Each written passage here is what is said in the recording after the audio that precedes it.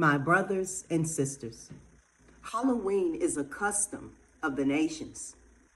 Yahuwah himself calls such things abominations, practices that he hates.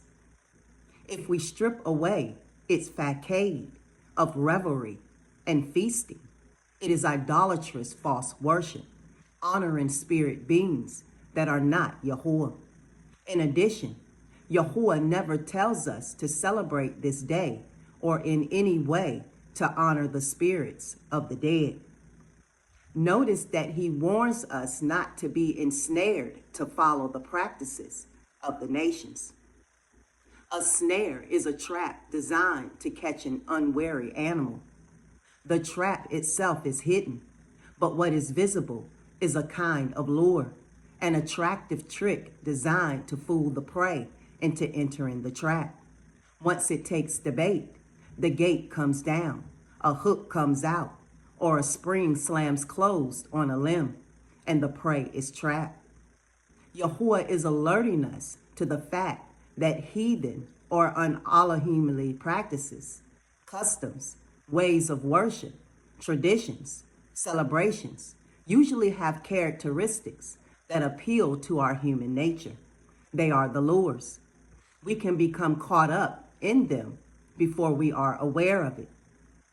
Yahuwah advises us to watch out for the hidden dangers, the appealing entrapments that are designed into these holidays. Many cultures have a form of Halloween in their tradition. It seems that most of this world's peoples desire to celebrate the dead. The holidays or feasts may vary from place to place, falling on different days and following different customs. The common denominator is that they all honor or remember the dead or unseen spirits. Mexico has its Day of the Dead, in which participants give out candies in the shape of skeletons and visit graveyards to commune with the dead by leaving them food. In Japan, they honor their ancestors with various celebrations. Certain African tribes set aside days to honor the unseen spirits, warding off the evil ones and placating the good. German, Scandinavian, Spanish, Italian, and many other cultures have a Halloween-type holiday. In English-speaking countries, Halloween derives primarily from the Celtic festival of Samhain. Samhain, held on the 3 days around November 1st, was a kind of New Year's celebration and harvest festival all rolled up into one.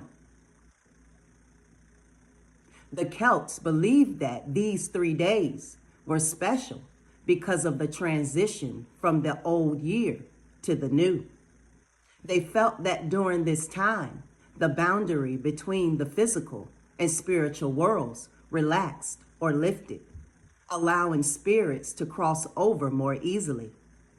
This idea, of course, terrifies superstitious people, that departed spirits could walk among us, especially those who died in the past year, as it was thought these spirits desired to return to the mortal realm.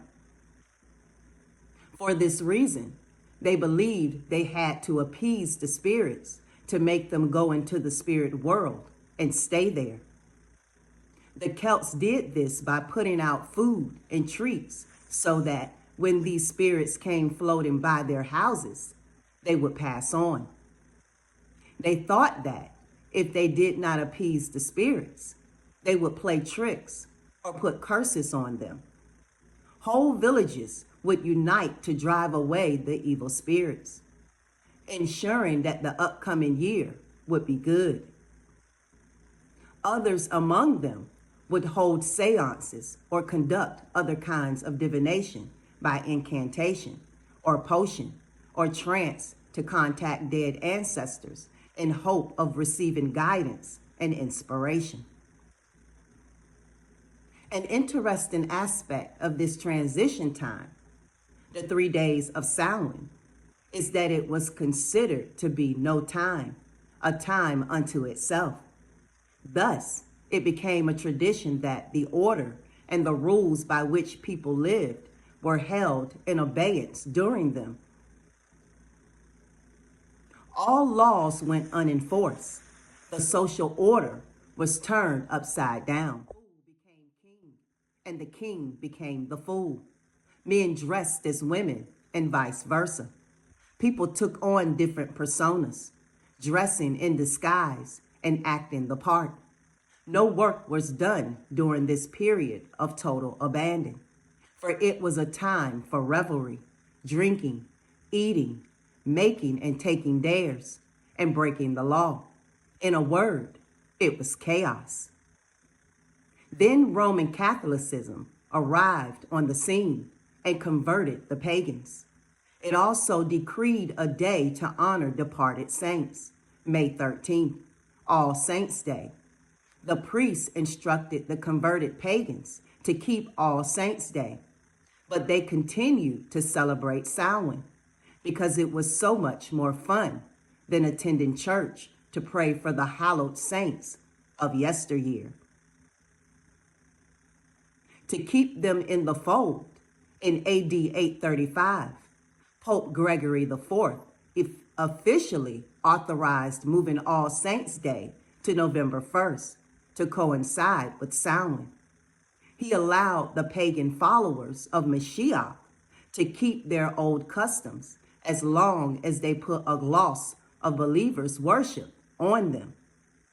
Thus, they kept Samhain in the name of Mashiach to honor the departed saints. Like Samhain, All Saints' Day began the evening before, which was called All Hallows' Eve, All Saints' Eve, or Halloween. Since then, Halloween has evolved into its present form, in which nothing remotely Mashiachian remains. It is known for all its pre-Mashiach Celtic practices, particularly the recognition of the spirit world in the form of fairies, witches, ogres, goblins, demons, ghouls, vampires, etc. Today, trick-or-treating is the most recognized of Halloween activities, and it is simply a form of extortion. Children, whether they know it or not, are acting as the spirits who will play a trick or put a curse on the one who does not pay up in food or treats. Divination and seances are also commonly held on October 31st. Hooliganism, tricks resulting in vandalism, often reaches its high point on Halloween. For many years, Detroit was the scene of Hell Night, in which rampaging young people trashed large areas of the city, setting fires, smashing cars and windows, looting, and generally creating havoc. The Celtic feast of Samhain still survives in Halloween. It has simply reverted to our ancestors' Celtic practice. Shalom.